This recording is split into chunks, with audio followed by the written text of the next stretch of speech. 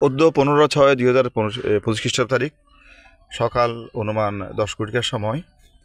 অত্র আখাউড়া থানাধীন আখাউড়া পৌরসভাস্থ দুর্গাপুর গে এলাকার একজন বাসিন্দা শান্ত আক্তার লিখিতভাবে এজাহার দায়ের করেন যে তাহার স্বামী টিপু মিয়ার দ্বিতলা বিশিষ্ট ঘরে গত 13/6/2025 খ্রিস্টাব্দ তারিখ দুপুর অনুমান 1 ঘটিকা হইতে পরের দিন 14/6/2025 খ্রিস্টাব্দ তারিখ সকাল 8 ঘটিকার মধ্যে যে কোনো সময়ে তাদের দ্বিতলা বিশিষ্ট সে ঘরে তাদের অনুপস্থিত সুযোগে অজ্ঞাতনামা চোর বা চোরেরা তাদের ঘরে এর যে মানে তাদের যে টয়লেটের যে ভেন্টিলেটর রাস্তাটা ভেঙে তারা ওই পথ দিয়ে অজ্ঞাত চোর বা চোরেরা 42 ভরি স্বর্ণালঙ্কার এবং নগদ তাদের যে মাটির ব্যাংকে রক্ষিত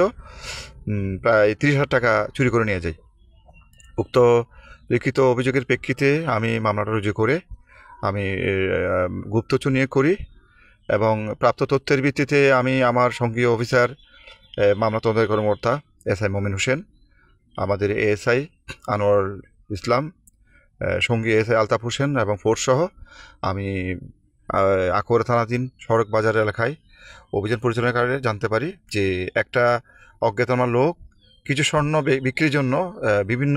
দোকানে ঘোরাফেরা করতেছে, স্বর্ণের দোকানে।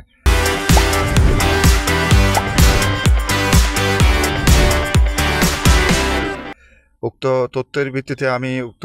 আসামিকে সঙ্গীয় অফিসার ফোর্স সহায়তাকে গ্রেপ্তার করি। পরবর্তী তার কাজে ঝুলানো যে ব্যাগ তল্লাশি করে আমরা বিভিন্ন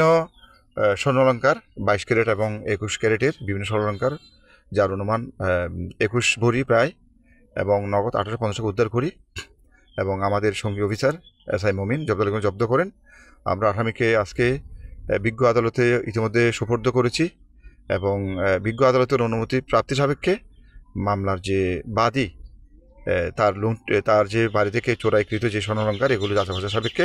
বিজ্ঞ আদালতের অনুমতি দিয়ে আমরা তাদের নিকট হস্তান্তর করব এবং এই ঘটনার পিছনে আরও কারা কারা জড়িত এটা জানার জন্য এবং জড়িত আসামি অজ্ঞাতনামা আসামিকে গ্রেপ্তারের জন্য আমরা ধৃত আসামি মেহেদি হাসানকে আমরা রিমান্ডে নিয়ে এসে আমরা জিজ্ঞাসা করব।